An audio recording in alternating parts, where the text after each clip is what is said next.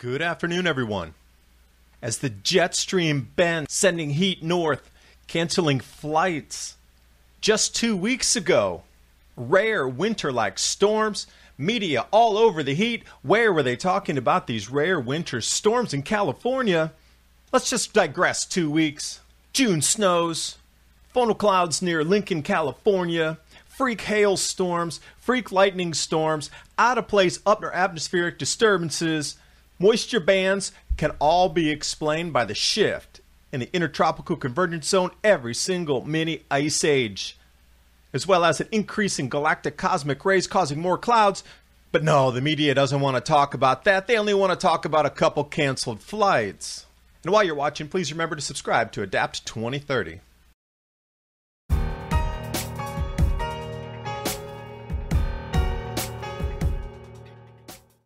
With all the media focused on a little bit of heat, after all, Arizona is a desert area that gets about 120 degrees every single year, at least in the last 100 years of records that I looked at.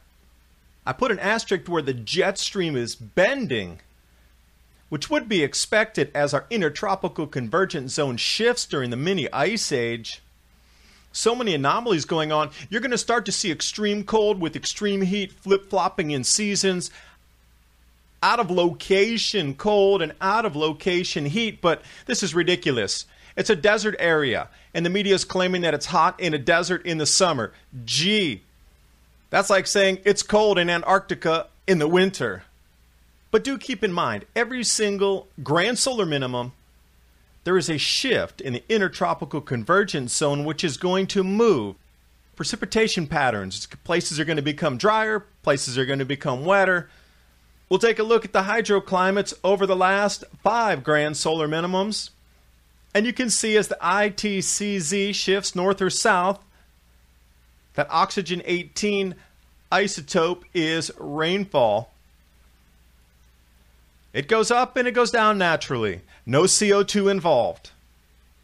Now here's an example for you. Indonesia, the modern minimum.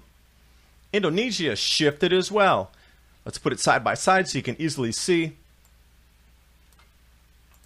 Rainfall changes are prevalent across Asia, across South America. We got cosmic rays increasing, which is going to increase cloud cover as well from 15,000 to 18,500 feet. New report out in New England skyrocketing 19% increase compared to California, 13% increase.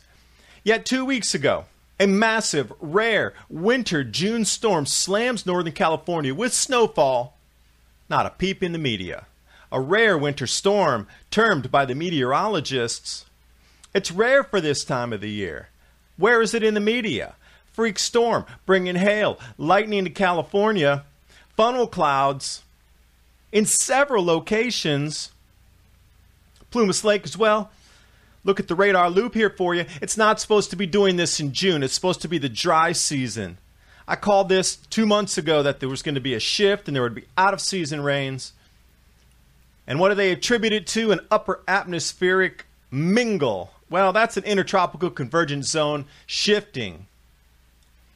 It brought snow to several locations across the Sierra Nevada mountains, all the way over into Nevada. Didn't hear about that on the news, did you? Sierra snows in June. But they're just focusing on a single heat event in Arizona in the summertime. Yosemite, so much snow it's actually visible here, the snowfall in June.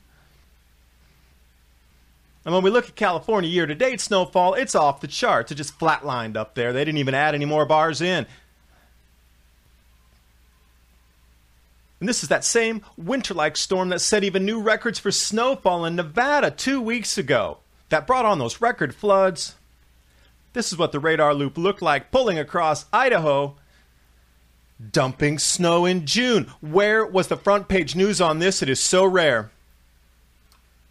But all the mainstream media can do is focus on a couple flights delayed to try to get you to continue to believe in global warming as our food supply is in jeopardy, so you just keep sleeping. You don't prepare. You don't remove your money from the system and cause an artificial reduction and contraction in the economy. Oh, it's getting hot because of CO2. Don't worry, your food price is doubling or because of some event across the world, but it's all good. Believe the mainstream media. They're telling you the truth. And if you do, you wonder who's going to survive during this event and who is not. Thanks for watching. Hope you got something out of the video. Indeed, our weather is changing. It's going to be hot and cold out of season. I predict a heat wave coming in January. Yet I predict record cold and blizzards coming in September and October. And you're going to have to protect your food supply somehow, whether it be greenhouses or geodesic domes. Food for Liberty has a full range of geodesic domes from 202 to 775 square feet, allowing you to extend growing seasons and protect whatever you're growing against these types of anomalous temperature events. Food for Liberty /Adapt 2030.